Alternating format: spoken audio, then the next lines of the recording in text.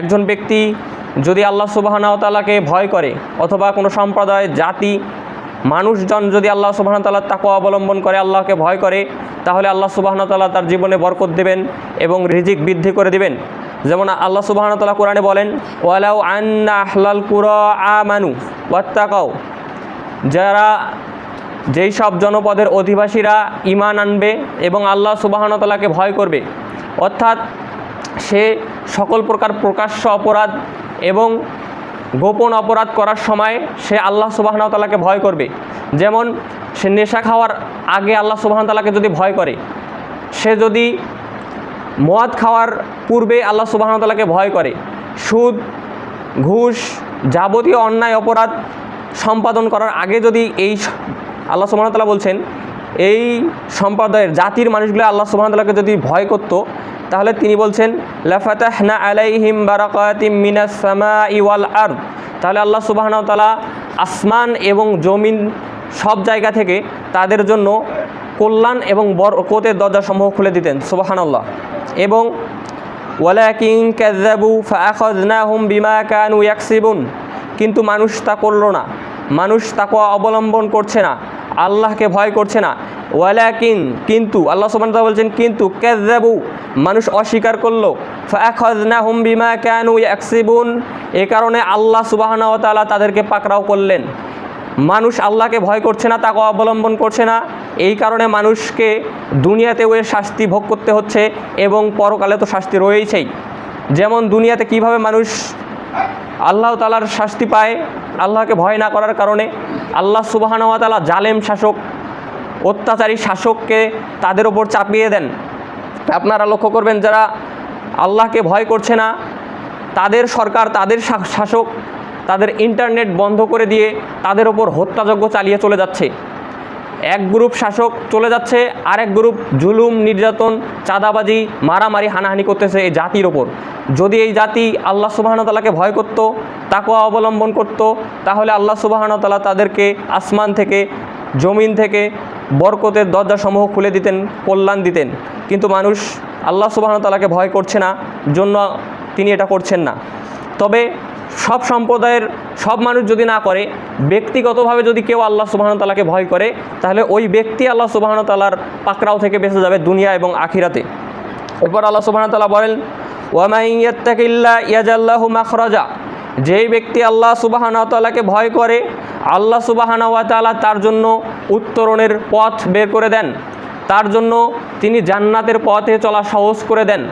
যেই ব্যক্তি আল্লাহ সুবহানাহু ওয়া তাআলাকে ভয় করে, যেমন আপনারা গজল শুনে থাকবেন, যার হৃদয়ে আছে আল্লাহর ভয় সে কবু পথ ভুলে যায় না। আসলে এটি ঠিক।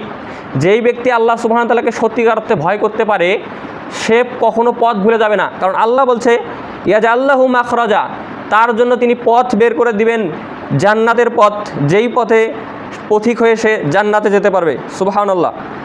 এবং পরবর্তী আয়াতে আল্লাহ সুবহানাহু ওয়া তাআলা বলছেন তাকে এমন উৎস থেকে তিনি রিজিক দেবেন যার কল্পনাও সে কখনো করেনি। যেই ব্যক্তি আল্লাহ সুবহানাহু ওয়া তাআলাকে প্রকৃত অর্থে ভয় করতে পারে তার রিজিকের ব্যবস্থা আল্লাহ এমনভাবে করবেন সে কখনো চিন্তা করতে পারেনি, কল্পনা করতে পারেনি যে এই মাধ্যমে আমার রিজিক আসতে পারে। এজন্য আমাদের ভয় করা প্রয়োজন আল্লাহ সুবহানাহু ওয়া তাআলাকে প্রকৃত অর্থে। যেমন রাসূল সাল্লাল্লাহু আলাইহি সাল্লাম আল্লাহ সুবহানাহু ওয়া তাআলাকে ভয় করার বিষয়ে মানে প্রত্যেক খুতবাতেই তিনি শুরুতেই এই আয়াতগুলো পড়তেন এবং প্রত্যেক খতিব এই আয়াতগুলো পড়েন। যেমন সূরা ইমরানের 102 নম্বর আয়াত প্রত্যেক খতিব পাঠ করেন, যা রাসূল সাল্লাল্লাহু আলাইহি সাল্লাম খুতবায় পাঠ করতেন। ইয়া আইয়ুহাল্লাযীনা আমানু, হে তোমরা যারা ঈমান এনেছো, ইত্তাকিল্লাহ, আল্লাহকে ভয় করো, হাক্কা তুকাতি, যেভাবে ভয় করা উচিত সঠিকভাবে ভয় করো, যেভাবে ভয় করা উচিত সেইভাবে ভয় করো, এবং ওয়ালা তামুতুন্না ইল্লা ওয়া আনতুম মুসলিমুন, এবং তোমরা প্রকৃত মুসলিম না হয়ে মৃত্যুবরণ করিও না। এমনটা প্রত্যেক খতিব তার খুতবার শুরুতে পাঠ করে। এবং সূরা আহজাবের ৭০ নম্বর আয়াত যেখানে বলা হয়েছে ইয়া আইয়ুহাল্লাযীনা আমানু, হে তোমরা যারা ঈমান এনেছো, ইত্তাকিল্লাহ, আল্লাহকে ভয় করো, ওয়াকুলু কাওলান সাদীদা, এবং কথা বললে সত্য কথা বলো, ইউসলিহ লাকুম আমালাকুম, যদি মানুষ আল্লাহকে ভয় করে সত্যবাদী হয় তাহলে আল্লাহ সুবহানাহু ওয়া তাআলা বলছেন ইউসলিহ লাকুম আমালাকুম, তাহলে আল্লাহ সুবহানাহু ওয়া তাআলা তার আমলসমূহ কাজসমূহ সংশোধন করে দিবেন। ওয়া ইয়াগফির লাকুম জুনুবাকুম, এবং তার যত অপরাধ অন্যায় অপরাধ রয়েছে সেগুলো আল্লাহ সুবহানাহু ওয়া তাআলা ক্ষমা করে দিবেন। ওমাই ইউতিল্লাহ ওয়া রাসূলাহ ফাকাদ ফাজা ফাওজান আযীমা, এবং যে আল্লাহ এবং তার রাসূলের আনুগত্য করে আল্লাহ সুবহানাহু ওয়া তাআলা তাকে মহা সফলতা দান করবেন। সুবহানাল্লাহ। যদিও কালকে এসএসসির রেজাল্ট দেওয়া হয়েছে, যারা জিপিএ 5 গোল্ডেন A+ পায়নি তারা মনে করতেছে যে আমি হয়তো সফল হতে পারলাম না, বা দুনিয়াতে কেউ একটা যদি আইফোন অথবা স্যামসাং S24 আলট্রা অথবা কোনো BMW গাড়ি অথবা বড় বাড়ি যদি না করতে পারে, সেভাবে হয়তো আমি সফলতা অর্জন করতে পারলাম না। কিন্তু আল্লাহ সুবহানাহু ওয়া তাআলা বলছেন যে ব্যক্তি আল্লাহ এবং রসুলের আনুগত্য করবে সেই সফল, এবং সফলতার সংজ্ঞা আরও ভালোভাবে তিনি দিয়েছেন ফামান যুহজিহা আনিন নার, যেই ব্যক্তিকে জাহান্নাম থেকে বাঁচানো হবে, ও উদখিলাল জান্নাতা, এবং জান্নাতে প্রবেশ করানো হবে, সেই ব্যক্তি কেবল সফল। তাছাড়া অন্য কেউ দুনিয়াতে যত কিছুই করুক কোনো ব্যক্তি সফল হতে পারবে না যতক্ষণ না সে জান্নাতে প্রবেশ করে। এটা হচ্ছে প্রথম পয়েন্ট, যে কেউ আল্লাহকে ভয় করলে তার জীবনে বরকত নেমে আসবে, রিজিক বৃদ্ধি পাবে। এরপর 2 নম্বর পয়েন্ট ছিল জান্নাতের প্রায় সব মানুষ জান্নাতে প্রবেশ করবে একটি প্রধান কারণ, সেটি হচ্ছে আল্লাহকে ভয় করা, তাকওয়া অবলম্বন করা। রাসূল সাল্লাল্লাহু আলাইহি সাল্লামকে প্রশ্ন করা হয়েছিল কোন কাজটি সবচাইতে বেশি পরিমাণ মানুষকে জান্নাতে নিয়ে যাবে? তিনি সাল্লাল্লাহু আলাইহি সাল্লাম বলেছেন তাকওয়া আল্লাহ, আল্লাহকে ভয় করা, আল্লাহর ভয়ে ভীত থাকা, তাকওয়া অবলম্বন করা, ওয়া হুসনুল খুলুক, এবং উত্তম চরিত্রের অধিকারী হওয়া। 2টা কাজ। 1 নম্বর হচ্ছে তাকওয়া অবলম্বন করতে হবে, আল্লাহ সুবহানাহু ওয়া তাআলাকে ভয় করতে হবে। 2 নম্বরে উত্তম চরিত্রের অধিকারী হতে হবে। এবং আরেকজন জিজ্ঞেস করছিল রাসূল সাল্লাল্লাহু আলাইহি সাল্লামকে আল্লাহর নিকট সবচাইতে সম্মানিত মর্যাদাবান ব্যক্তিকে? তিনি জবাবে বলেছিলেন মুত্তাকি, পরহেজগার, যেই ব্যক্তি আল্লাহ সুবহানাহু ওয়া তাআলাকে সবচাইতে বেশি ভয় করে, আল্লাহ সুবহানাহু ওয়া তাআলার নিকট মর্যাদাবান সম্মানিত হচ্ছে সেই ব্যক্তি। আমরা দুনিয়াতে দেখি যার বাড়ি গাড়ি ব্যাংক ব্যালেন্স অনেক টাকা রয়েছে অথবা পদমর্যাদা অনেক বেশি রয়েছে, তাকে মানুষ সম্মান দেয়, তাকে মনে করে যে সেই সবচেয়ে বেশি মর্যাদাবান ব্যক্তি। কিন্তু একজন রিস্কাওয়ালা নিম্ন শ্রেণীর মেথর মুচি পর্যন্ত যদি আল্লাহ সুবহানাহু ওয়া তাআলাকে সবচাইতে বেশি ভয় করে, তাহলে একজন খতিবের চেয়ে, দায়ীর চেয়ে, একজন লাখো কোটিপতির চেয়ে ওই রিস্কাওয়ালা মেথর মুচি হচ্ছে আল্লাহর নিকট সবচেয়ে বড় মর্যাদাবান। সুবহানাল্লাহ। আল্লাহর কাছে মর্যাদাবান হওয়ার মাধ্যম হচ্ছে তাকওয়া অবলম্বন করা, আল্লাহকে ভয় করা। আর উত্তম চরিত্র ব্যাপারে রাসূল সাল্লাল্লাহু আলাইহি সাল্লাম বলেছেন ইন্না মিন খিয়ারিকুম ওয়া আহসানাকুম আখলাক, সেই ব্যক্তি আল্লাহর নিকট সর্বোত্তম ওই ব্যক্তিও যার চরিত্রটা সর্বোত্তম, যে নিজের চরিত্রকে সংশোধন করে নিতে পেরেছে, চরিত্রকে উত্তম করতে পেরেছে, আল্লাহ সুবহানাহু ওয়া তাআলার নিকট সেই ব্যক্তি সর্বোত্তম। এবং কিয়ামতের দিন মিজানের পাল্লায় সবচাইতে ভারী যেই জিনিসটা হবে তা হচ্ছে উত্তম চরিত্র। এজন্য এই 2টো কাজ মানুষকে সবচাইতে বেশি জান্নাতে প্রবেশ করাবে। 1 হচ্ছে আল্লাহ ভীতি, 2 হচ্ছে উত্তম চরিত্র। তারপরে 3 নম্বর পয়েন্ট, সেই ব্যক্তির জন্য জাহান্নামে যাওয়া অসম্ভব যে আল্লাহ সুবহানাহু ওয়া তাআলাকে প্রকৃত অর্থে ভয় করতে পারে।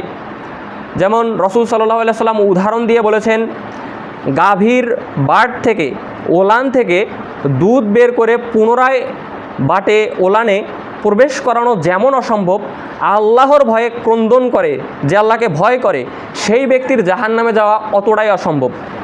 আপনারা উদাহরণটা খুব ভালোভাবেই বুঝবেন যে বাট থেকে, গাভীর ওলান থেকে যদি দুধ বের হয় একবার, ওই ওলানে আবার প্রবেশ করানো সম্ভব না। যেমন অসম্ভব রাসূল সাল্লাল্লাহু আলাইহি সাল্লাম এভাবেই বলছেন, যে ব্যক্তি আল্লাহকে ভয় করে, আল্লাহকে ভয় করে নিজের চোখের পানি ফেলতে পারে, কাঁদতে পারে নির্জনে, সেই ব্যক্তির জাহান্নামে যাওয়া এতটাই অসম্ভব। সুবহানাল্লাহ। তাহলে আমাদেরকে অবশ্যই আল্লাহ সুবহানাহু ওয়া তাআলাকে বেশি বেশি ভয় করতে হবে। তার ভয়ে যাবতীয় তিনি যা আমাদের আদেশ করেছেন সেই আদেশগুলো মেনে নিতে হবে, তিনি যা নিষেধ করেছেন, যা থেকে বিরত থাকতে বলেছেন তা থেকে বিরত থাকতে হবে। তারপরে রাসূল সাল্লাল্লাহু আলাইহি সাল্লাম বলেছেন সে তো জাহান্নামে যাওয়া তার তো অসম্ভব, তেমনি সে জাহান্নামে, তার চক্ষু জাহান্নাম দেখবেও না। মানে কিয়ামতের দিন জাহান্নামের, মানে কিয়ামতের দিন যখন কিয়ামতের মাঠে একদিকে জান্নাত একদিকে জাহান্নাম আল্লাহ অবস্থান করবেন এবং সামান্য কিছুদের ওপরে যখন সূর্যকে নিয়ে আসা হবে, সেই ব্যক্তির চক্ষু জাহান্নামকে পর্যন্ত দেখবে না। রাসূল সাল্লাল্লাহু আলাইহি সাল্লাম বলছেন 3 শ্রেণীর চক্ষু জাহান্নাম দেখবে না। তার মধ্যে 1, আল্লাহর রাস্তায় পাহারা দেয় যে, 2, আল্লাহর ভয়ে কাঁদে যে, 3, বেগানা নারীকে দেখে চক্ষু নিচু করে যে। কি বললাম? আল্লাহর রাস্তায় যে পাহারা দেয়, অর্থাৎ যারা সৈন্য দেশের সুরক্ষার জন্য কাজ করছে বিভিন্ন সেক্টরে, তারা যদি ঈমান আনয়নের পাশাপাশি এটা আল্লাহর জন্য করে, তার চক্ষু কখনো জাহান্নাম দেখবে না, অর্থাৎ জাহান্নামে যাবে না। 2 নাম্বার হচ্ছে যে ব্যক্তি আল্লাহকে প্রকৃত অর্থে ভয় করতে পারে, সে কখনো, যে প্রকৃত অর্থে ভয় করে ক্রন্দন করে কাঁদে, সে কখনো জাহান্নাম দেখবে না, জাহান্নামে যাবে না। এবং 3 নাম্বার হচ্ছে বেগানা নারীকে দেখে চক্ষু নিচু করতে পারে যেই চোখ, সেই চোখ জাহান্নামে দেখবে না, জাহান্নাম দেখবে না। তো আমাদেরকে এই গুণগুলো অবশ্যই অর্জন করতে হবে জাহান্নাম থেকে বাঁচতে হলে। তারপরে 4 নাম্বার হচ্ছে কোনো ব্যক্তি যদি সত্যিকার অর্থে তাকওয়া অবলম্বন করতে পারে, আল্লাহ সুবহানাহু ওয়া তাআলাকে ভয় করতে পারে, তাহলে সে দুনিয়াতে যে কোনো বিপদ বালা মুসিবত থেকে বের হতে পারবে, যে কোনো বিপদ থেকে বেঁচে যেতে পারবে, এবং সাথে সাথে সে আখিরাতেও যে কোনো ভয়াবহ পরিস্থিতি বিপদ থেকে বেঁচে যাবে। দুনিয়াতে কিভাবে বেঁচে যাবে? রাসূল সাল্লাল্লাহু আলাইহি সাল্লাম 3 জন ব্যক্তির একটা ঘটনা বনী ইসরায়েলের বলেছেন। তার মধ্যে একজনের বলি। ঘটনা হচ্ছে যে তারা জঙ্গলের মধ্যে দিয়ে এক স্থান থেকে আর এক স্থানে যাওয়ার জন্য বের হয়েছিল। প্রতিমধ্যে জঙ্গলের ভেতর রাত্রি হওয়ার কারণে পাহাড়ের একটি গর্তের মধ্যে, গুহার মধ্যে তারা আশ্রয় অবস্থান করে সেখানে। তো পাহাড়ের ওপর থেকে একটা বড় পাথর তাদের গুহার ওপরের দিকে এসে পড়ে, তারা আর বের হতে পারে না। তখন তারা আল্লাহর কাছে নিজেদের সৎ আমলকে সামনে রেখে আল্লাহ সুবহানাহু ওয়া তাআলার কাছে দোয়া করেছেন। এক ব্যক্তি বলেছেন, এক যুবক, সে বলেছিল যে আমার এক চাচাতো বোন ছিল যে খুবই সুন্দরী, আমার কাছে খুব পছন্দের ছিল, কিন্তু আমি তাকে কুপ্রস্তাব, জেনার প্রস্তাব যখন দিলাম সে প্রত্যাখ্যান করেছিল। কিন্তু একদিন মানে এক সময় যখন দুর্ভিক্ষ নেমে আসছিল, কোনোখানে খাবার ভালো ছিল না, তখন সে আমার কাছে আসে সাহায্য চাওয়ার জন্য। তখন আমি তাকে বলি এতগুলো স্বর্ণ মুদ্রা দেব, কিন্তু বিনিময়ে আমার সঙ্গে জেনায় লিপ্ত হতে হবে, খারাপ কাজে লিপ্ত হতে হবে। সে রাজি হয়েছিল। সেই যুবক সেই স্বর্ণ মুদ্রা অনেক কষ্টে অর্জন করে তাকে দিয়েছিল।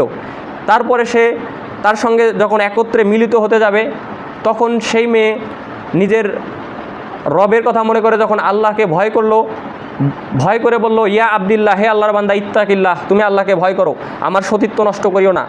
সেই ব্যক্তি তখন আল্লাহর কথা স্মরণ করে, রবের সামনে দাঁড়াতে হবে এই কথা স্মরণ করে ওই মেয়ের কাছ থেকে চলে আসে, উঠে চলে আসে, এবং ওই যখন পাহাড়ের গুহায় বন্দি হয়ে যায়, তখন সে বলে, আল্লাহ, আমি যদি আল্লাহ আপনার ভয়ে এই কাজটা করে থাকি, তাহলে আমাকে এখান থেকে পরিত্রাণ দেন, আমাকে এখান থেকে বের হওয়ার সুযোগ দেন। আল্লাহ সুবহানাহু ওয়া তাআলা তাকে ওখান থেকে বের করেছেন, গর্তের পাথর সরিয়ে দিয়েছেন। সুবহানাল্লাহ। তো এই হাদিস থেকে আমরা খুব ভালোভাবেই বুঝতে পারি, কোনো ব্যক্তি যদি আল্লাহর ভয়ে হারাম থেকে বিরত থাকে, তাহলে তাকে আল্লাহ সুবহানাহু ওয়া তাআলা দুনিয়াতে যাবতীয় বিপদ বালা মুসিবত থেকে দূরে রাখবেন। তারপরে আপনারা জানেন আরশের ছায়ায় থাকবে 7 শ্রেণীর ব্যক্তি। তার মধ্যে ওই যুবক, যেই যুবককে কোনো সুন্দরী সম্ভ্রান্ত পরিবারের মেয়ে আহ্বান করে খারাপ কাজের জন্য, যেই যুবক বলে ইন্নী আখাফুল্লাহ, আমি আল্লাহর আমার রবকে আমি ভয় করি, সেই যুবককে আল্লাহ সুবহানাহু ওয়া তাআলা কিয়ামতের ভয়াবহ দিন, যেদিন সূর্য 1 মাইল সামান্য কিছু উপরে আসবে, যেদিন মানুষ ঘামের সাগরে হাবুডুবু খাবে, যেদিন অত্যন্ত ভয়াবহ পরিস্থিতি হবে, সেই দিনকে আল্লাহ সুবহানাহু ওয়া তাআলা সেই ব্যক্তিকে আরশের ছায়ায় থাকতে দেবেন। সুবহানাল্লাহ।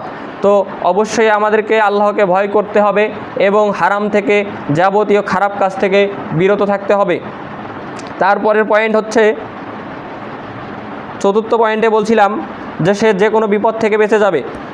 তারপরে আরেকটা হাদিস, রাসূল সাল্লাল্লাহু আলাইহি সাল্লাম বলছেন, আল্লাহ বলেন, অর্থাৎ হাদিসে কুদসি, রাসূল সাল্লাল্লাহু আলাইহি সাল্লামের মাধ্যমে আল্লাহ বলেছেন, এটা কোরআনের আয়াত নয়, এটা এই রকম আয়াতগুলোকে হাদিসে কুদসি বলে। আল্লাহ সুবহানাহু ওয়া তাআলা বলছেন, আমার মর্যাদার কসম, আমি আমার বান্দাদের মাঝে 2টি ভয়কে কখনো একত্রিত করব না। 2টি ভয় মানে, যেই ব্যক্তি দুনিয়াতে আল্লাহ সুবহানাহু ওয়া তাআলাকে ভয় করছে, সে কিয়ামতের দিন আখিরাতে ভয়ে ভীত সন্ত্রস্ত হবে না। অর্থাৎ দুনিয়াতে আল্লাহকে ভয় করে চলার কারণে সে আখিরাতের দিন ভীত সন্ত্রস্ত হওয়া থেকে বেঁচে যাবে। সে প্রফুল্ল আনন্দিত হবে, তার ডান হাতে আমলনামা দেওয়া হবে, তাকে জান্নাতের দিকে ধাবিত হতে বলা হবে। এজন্যে আল্লাহ সুবহানাহু ওয়া তাআলা বলছেন তার দুই ভয় কখনো একত্রিত হবে না। এবং এই হাদিসে আল্লাহ সুবহানাহু ওয়া তাআলা বলছেন যে আমি দুইটা নিরাপত্তাও একসাথে কাউকে দান করি না। অর্থাৎ যেই ব্যক্তি আল্লাহর ভয় থেকে দুনিয়াতে নিরাপদ থাকে, সে আল্লাহকে ভয় করে না, তাহলে সে আখিরাতে গিয়েও আল্লাহকে ভয় করবে না এমনটা হবে না। সে আখিরাতে কিয়ামতের দিন দাঁড়িয়ে আল্লাহ সুবহানাহু ওয়া তাআলার ভয়ে ভীত সন্ত্রস্ত থাকবে। তো উক্ত বিষয় থেকে আমরা খুব ভালোভাবেই বুঝি দুনিয়াতে আল্লাহ সুবহানাহু ওয়া তাআলাকে ভয় করতে হবে, ভয় করে যাবতীয় খারাপ অশ্লীলতা যাবতীয় হারাম জিনিস থেকে আমাদের বিরত থাকতে হবে। আল্লাহ সুবহানাহু ওয়া তাআলা আমাদের তৌফিক দান করুন, আমিন। আরেকটা ঘটনা বলি আপনাদের, আল্লাহকে ভয় করে আল্লাহর কাছে ক্ষমা চাইতে হবে তার দৃষ্টান্ত বলি। এক ব্যক্তি মানে ইমাম আহমদ রহিমাহুল্লাহ, যিনি বড় ইমাম ছিলেন, অনেক জ্ঞানের পণ্ডিত ছিলেন, তিনি একদিন তার বাসা থেকে অন্য এক জায়গায় যাওয়ার জন্য সফরে বের হলেন কিছু গোটলাগাটলি সঙ্গে নিয়ে। তো প্রতিমধ্যে এক মসজিদে প্রবেশ করলেন, সালাত আদায় করলেন এবং সেই মসজিদে রাত্রি যাপনের জন্য তিনি নিয়ত করলেন যে সেখানে থাকবেন। কিন্তু মসজিদের যিনি মুয়াজ্জিন সাহেব ছিল তিনি বলছেন না, এখানে থাকা যাবে না। তিনি তালা দিয়ে তাকে বললেন যে আপনি এখান থেকে চলে যান। তো এই ঘটনাটা বাহির থেকে এক রুটিওয়ালা দেখলেন যে আসলে তাকে থাকতে দেওয়া হচ্ছে না, রুটিওয়ালার দোকান থেকে। তো তিনি বললেন আচ্ছা আপনি আমার রুটির দোকানে থাকতে পারেন চাইলে। তো ইমাম আহমদ রহিমাউল্লাহ তার রুটির দোকানে অবস্থান করলেন এবং বললেন যে মানে ওই রুটিওয়ালা রুটি বানাচ্ছে এবং গুনগুন করে কী যেন বলতেছে। সে রুটি বানার সঙ্গে সঙ্গে বলতেছে আস্তাগফিরুল্লাহ, আল্লাহ আমাকে ক্ষমা করেন। আল্লাহকে ভয় করে আল্লাহ সুবহানাহু ওয়া তাআলার কাছে ক্ষমা চাচ্ছে, আস্তাগফিরুল্লাহ বলতেছে, আল্লাহর কাছে ইস্তেগফার পাঠ করতেছে। তো ইমাম আহমদ রহিমাহুল্লাহ বলেন এটা আপনার আমল, তো এই আমলের বিনিময়ে আপনি কি দুনিয়াতে আল্লাহর কাছে কিছু পেয়েছেন বা চেয়ে কিছু পেয়েছেন? উনি বললেন হ্যাঁ, আমি আল্লাহর কাছে সবসময় আস্তাগফিরুল্লাহ পাঠ করি, আল্লাহর নিকট সব সময় ক্ষমা চাই। এর কারণে আমি যত দোয়া করেছি এ পর্যন্ত আমার সব দোয়া কবুল হয়েছে, কোনোটা ব্যর্থ হয়নি।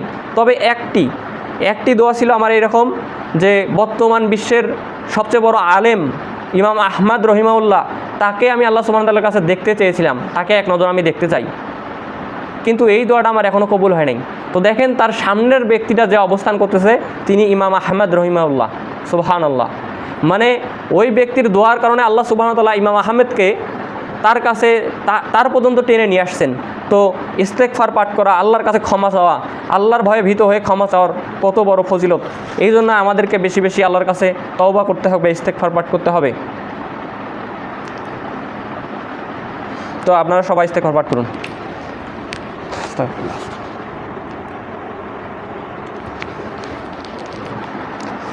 আলহামদুলিল্লাহি ওয়াহদা আসসালাতু ওয়াসসালামু আলা মান লা নাবিয়্যা বাদা আম্মা বাদ। সমস্ত প্রশংসা আল্লাহর জন্য, সকলে বলি আলহামদুলিল্লাহ। দরুদ সালাম বর্ষিত হোক রসুলের ওপর, সকলে বলি সাল্লাল্লাহু আলাইহি সাল্লাম। প্রথম খুতবার আলোচ্য বিষয় ছিল আল্লাহর ভীতি, তাকওয়া। যে তাকওয়া অবলম্বন করার মাধ্যমে মানুষ নানা উপকৃত হতে পারে, নানাভাবে উপকৃত হতে পারে। তারপরে আলোচনা করতে চেয়েছিলাম সালাত আদায়ের গুরুত্ব ও তাৎপর্য সম্পর্কে। এর আগের খুতবাতে আমি এই বিষয়টা আলোচনা করছিলাম এক জায়গায়, তো এই বিষয়টা এখানেও আলোচনা করতে চাইছিলাম, কিন্তু সময় সংকেটে কতটুকু বলতে পারবো জানি না। তো আপনাদের সালাতের সম্পর্কে অল্প কিছু নসিহত প্রদান করি। সালাতের গুরুত্ব বোঝার জন্য অল্প কিছু হাদিস যদি আমরা অনুধাবন করি তাহলেই বুঝতে পারবো। যেমন এক ব্যক্তি রাসূল সাল্লাল্লাহু আলাইহি ওয়াসাল্লামকে এসে বলছেন, ইয়া রাসূলুল্লাহ, হে আল্লাহর রাসূল, আরাইতা ইদা সাল্লাইতু সালাওয়াতুল মাকতুবাত, আমি যদি শুধুমাত্র 5 ওয়াক্ত ফরজ সালাত আদায় করি, অর্থাৎ 17 রাকাত, 5 ওয়াক্ত ফরজ সালাতের 17 রাকাত শুধুমাত্র আদায় করি, ওয়াসুমতু রমাদান, এবং রমাদান মাস আসলে আমি যদি সিয়াম রাখি, ওয়া হালালতুল হালাল, আল্লাহ আমার জন্য যা হালাল করেছে তা যদি আমি হালাল জানি, ও হারামতুল হারাম, এবং যা আমার জন্য হারাম করছে তা যদি হারাম জেনে এ থেকে বিরত থাকি, আদখুলুল জান্নাতা ইয়া রাসূলুল্লাহ, আমি কি জান্নাতে প্রবেশ করতে পারবো? তখন রাসূল সাল্লাল্লাহু আলাইহি ওয়াসাল্লাম জবাব দিয়েছেন তাকে, নাম, হ্যাঁ তুমি জান্নাতে প্রবেশ করবে। সেই গরিব সাহাবী, তার হজ করার সামর্থ্য নাই, জাকাত দেওয়ার সামর্থ্য নাই, সে শুধু বলছে আমি দিনে রাতে 5 ওয়াক্ত ফরজ সালাত আদায় করবো 17 রাকাত, এর বেশি কিছু করব না। তারপরে রমজান মাস আসলে শুধু ফরজ সিয়াম রাখবো, হালালকে হালাল জানবো, মেনে নেব, হারামকে হারাম জেনে বর্জন করব, এই 4টা কাজ করব, এর চাইতে আর বেশি কিছু আমি করতে পারবো না। আমি জান্নাতে যাব কিনা সেই কথা বলেন। তো আল্লাহ রসুল সাল্লাল্লাহু আলাইহি সাল্লাম বলছেন নাম, হ্যাঁ তুমি জান্নাতে প্রবেশ করবে। এই জন্য আপনি দেখেন সলাতের গুরুত্ব কত বেশি। ব্যক্তি 11 মাস কোনো সিয়ামই রাখবে না, 1 মাস রমজান মাসে সিয়াম পালন করবে, তার হজ করার মতো সামর্থ্য নাই, জাকাত দেওয়ার মতো সামর্থ্য নাই, তাকে হজ করতে হচ্ছে না, জাকাত দিতে হচ্ছে না, হালাল গ্রহণ করতে হচ্ছে, হারাম বর্জন করতে হচ্ছে, আর 5 ওয়াক্ত সালাতে তার নাজাতের জন্য যথেষ্ট হয়ে যাচ্ছে। এই জন্য সালাতের গুরুত্ব অনেক বেশি, সালাত অবশ্যই আদায় করতে হবে। তারপরে রাসূল সাল্লাল্লাহু আলাইহি সাল্লাম এক সাহাবীকে বলেছিলেন যে আমি কি তোমাকে বলবো না সকল কাজের মূল কি এবং এর প্রধান স্তম্ভ কি? তো সাহাবী বললেন হ্যাঁ বলেন। তো বললেন রাসূল আমরিল ইসলাম, সকল কিছুর মূল হচ্ছে, যেখানে সকল নেকি যে দিন সেই সব কিছুর মূল হচ্ছে ইসলাম, ও আমুদহুস সলা, আর এই ইসলামের প্রধান খুঁটি হচ্ছে সলাত। যেই ব্যক্তির এই প্রধান খুঁটি অর্থাৎ সলাত থাকে না, তার ইসলাম টিকে থাকে না, ইসলাম তার পড়ে যায়। এমনটাই রাসূল সাল্লাল্লাহু আলাইহি সাল্লাম উক্ত হাদিসে বলছেন যে ওয়া আমুদহুস সলা, ইসলামের প্রধান খুঁটি হচ্ছে সলাত। এই জন্য মানুষকে সলাত আদায় করতেই হবে। মহান আল্লাহ তাআলা বলেছেন ওয়া কিমিস সলাহ, তোমরা সলাত আদায় করো, ওয়াতুজ জাকা, এবং জাকাত আদায় করো, ওয়ারকাউ মা'আর রাকিন, এবং রুকুকারীদের সঙ্গে রুকু করো। আল্লাহ বলছেন সলাত আদায় করো, জাকাত প্রদান করো, রুকু করো, মানে সলাত আদায় করো, একাই একাই করলেও হবে না, জামাতের সঙ্গে রুকুকারীদের সঙ্গে রুকু করো, আল্লাহ সুবহানাহু ওয়া তাআলার আদেশ। তো কোনো ব্যক্তিকে যদি তার অফিসের মালিক বলে যে আমার এই শিটটা একটু ফটোকপি করেন বা এই কাজটা একটু করে দেন, সেই ব্যক্তি যদি তার অফিসের বস অথবা মালিকের যদি কথা না মানে, তাহলে কিন্তু তার চাকরি টিকবে না, চাকরি থাকবে না। তো আল্লাহ সুবহানাহু ওয়া তাআলা কি ওই মালিকের থেকে ছোট মালিক? তিনি হলেন মালিকুল মুলক জুল জালালি ওয়াল ইকরাম, তার চাইতে বড় মালিক কেউ নেই, তিনি বিশ্বজগতের মালিক। তিনি বলছেন ওয়াকিমিস সালাহ, তোমরা সলাত আদায় করো। আমরা যদি সলাত আদায় না করি তাহলে আমরা কিভাবে প্রকৃত মুসলিম হতে পারি? প্রকৃত মুসলিম হতে পারি না। রাসূল সাল্লাল্লাহু আলাইহি সাল্লাম বলছেন মুরু আওলাদুকুম বিস সালাত আহুম আবনাউ সাবঈ সিনিন, যখন তোমাদের সন্তানদের বয়স 7 হয়ে যাবে তখন তাদেরকে তোমরা সলাতের আদেশ দেবে। এবং 7 হয়ে গেছে বয়স, আপনি বলছেন আব্দুর রহমান চলো বাবা সলাতে যেতে হবে, 7 হয়ে গেছে আপনি বলতেছেন, 8 হয়ে গেছে বলতেছেন, 9 হয়ে গেছে বলতেই আছেন বাবা চলো সালাতে চলো, 10 হয়ে গেছে। এবার আল্লাহ রসুল বলতেছেন যখন 10-এ উপনীত হবে তাকে পিটিয়ে হলেও, প্রহার করে হলেও সালাত আদায় করাতে হবে। এমনটা রাসূল সাল্লাল্লাহু আলাইহি সাল্লাম বলছেন। যিনি এত মানে পৃথিবীর মধ্যে সর্বশ্রেষ্ঠ মানুষ, ভদ্র মানুষ, যার দাঁত ভেঙে দিয়েছে কুরাইশরা, তাকে কষ্ট দিয়েছে, নির্যাতন করেছে, নিপীড়িত করেছে, তিনি কখনো লানত করেনি, অভিযোগ করেনি। এত ভালো মানুষটা বলছেন যে যখন তোমাদের সন্তানদের বয়স 7 হবে তাদেরকে সলাতের নির্দেশ দাও, এবং 10 হয়ে গেলে যদি সলাত আদায় না করে তাদেরকে পিটিয়ে হলেও সলাত আদায় করতে হবে। তো আমরা কি সন্তানদের না পিটিয়ে আল্লাহর রসুলের থেকেও ভালো মানুষ সাজার চেষ্টা করতেছি কি না? অর্থাৎ এই কাজ করলে হবে না, অবশ্যই নিজেকে সলাত আদায় করতে হবে এবং সন্তানদেরকে 10 বছর হয়ে গেলে পিটিয়ে হলেও সলাত আদায় করতে হবে, যেমনটা রাসূল সাল্লাল্লাহু আলাইহি সাল্লাম বলছেন। এমন একটা ঘটনা আল্লাহ সুবহানাহু ওয়া তাআলা সূরা লোকমানে তুলে দিয়েছেন পছন্দ করে। একজন জ্ঞানী লোক তার সন্তানকে সলাতের নির্দেশ দিয়েছিলেন। লোকমান আলাইহিস সালাম তার ছেলেকে বলেছিলেন ইয়া বুনাইয়া লা তুশরিক বিল্লাহ, হে আমার আদরের সন্তান, তুমি আল্লাহর সঙ্গে অংশীদার সাব্যস্ত করিও না। ইন্না শিরকা লা যুলমুন আযীম, নিশ্চয়ই শিরিক হচ্ছে সবচেয়ে বড় জুলুম, মহা জুলুম, মহা নির্যাতন। এবং তারপরে তার ছেলেকে তিনি আদেশ দিয়ে বলেছেন আকিমিস সলাহ, তুমি সলাত আদায় করবে, ওয়া আমুর বিল মারুফ, সৎ কাজের আদেশ দিবে, ওয়ানহা আনিল মুনকার, এবং মন্দ থেকে, খারাপ কাজ থেকে নিষেধ করবে। দেখেন আল্লাহ সুবহানাহু ওয়া তাআলা এই পিতার দাওয়াতটা, উপদেশটা এত পছন্দ করেছেন যে তিনি কোরআনের মধ্যে শিক্ষা নেওয়ার জন্য উল্লেখ করে দিয়েছেন। তো এখান থেকে আমাদের শিক্ষা নিতে হবে, নিজেদের সন্তানকে, ভাইকে, ভাতিজা, নিজের অধীনে যতজন আছে সবাইকে এইভাবে আল্লাহর সঙ্গে যেন সে অংশীদার না করে, শিরিক না করে, এমন উপদেশ দিতে হবে, এবং সে যেন সলাত আদায় করে সেই উপদেশ দিতে হবে। সলাতের গুরুত্ব, তাৎপর্য বোঝার জন্য কিছু বিষয় অনুধাবন করলে আমরা খুব ভালোভাবে বুঝতে পারি। সলাতেই এমন একটা ইবাদত যেই ইবাদতটা পৃথিবীতে ফরজ করা হয়নি। 7 আসমানের ওপর সিদরাতুল মুনতাহাতে আল্লাহ রসুলকে নিয়ে গিয়ে সেখানে ফরজ করা হয়েছে।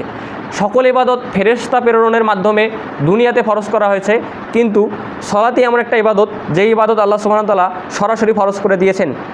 সলাতেই এমন একটা ইবাদত যে ইবাদত সর্বপ্রথম ফরজ করা হয়েছে, এবং কোরআনের সবচাইতে বেশি যেই ইবাদতের ব্যাপারে গুরুত্ব দেওয়া হয়েছে সেই বিষয়টি হচ্ছে সলাত।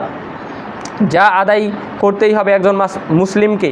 কেননা এই সলাতে এমন একটা ইবাদত যা আদায় করার জন্য অনেকগুলো শর্ত রয়েছে।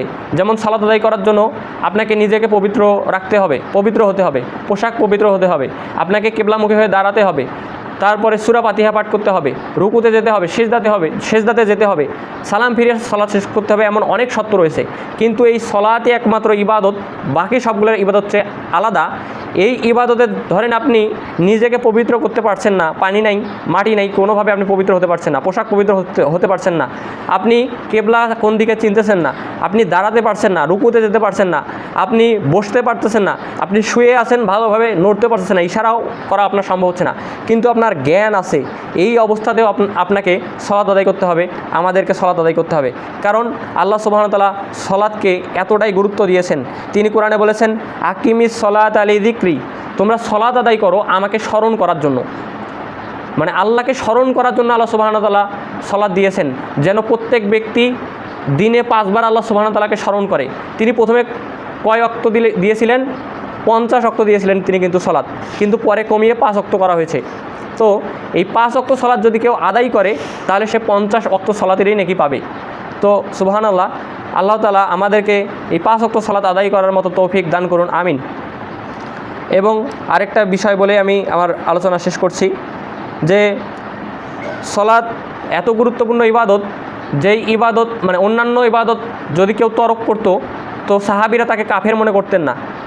এই একমাত্র ইবাদত সলাত, যেই ইবাদত পরিত্যাগ করলে একজন ব্যক্তি ইসলাম থেকে খারিজ হয়ে যায়, সাহাবীদের ইজমা ছিল তারা শুধুমাত্র সালাত পরিত্যাগকারী ব্যক্তিকে কাফের বলতেন। রাসূল সাল্লাল্লাহু আলাইহি সাল্লাম স্পষ্ট করে হাদিসে বলছেন যে বাইনার রুজুলি অবাইনা শিরকি অল কুফরি তারকুস সালাহ, এক ব্যক্তি এবং শিরক এবং কুফরির পার্থক্য যে সলাত। যেই ব্যক্তি সলাত আদায় করে সেই ব্যক্তি মুমিন, এবং যে ব্যক্তি সলাত আদায় করবে না সে কুফরিতে নিমজ্জিত হবে, শিরকে নিমজ্জিত হবে। এই কারণে অবশ্যই আমাদেরকে সলাত আদায় করতে হবে। এবং আরও স্পষ্ট করে বলছেন রাসূল সাল্লাল্লাহু আলাইহি সাল্লাম, মান তারাকা সালাতা মুতাআম্মিদান ফাকাত কাফারা, যেই ব্যক্তি এক ওয়াক্ত সলাত মানে বিনা কারণে ছেড়ে দেবে সে কাফের হয়ে গেল। অর্থাৎ কাফের কুফরি থেকে বাঁচতে হলে আমাদেরকে অবশ্যই সলাত আদায় করতে হবে, সলাত মাপ নেই। পৃথিবীতে যত পাপ আছে, ধরেন কেউ গাঁজা খাচ্ছে, কেউ নেশা করতেছে, মাদকদ্রব্য সেবন করতেছে, কেউ জেনা করতেছে, যত অন্যায় অশ্লীলতা অপরাধ রয়েছে, সব পাপের বড় পাপ হচ্ছে সলাত পরিত্যাগ করা, কিন্তু এটাকে মানুষ সামান্যই পাপ মনে করতেছে।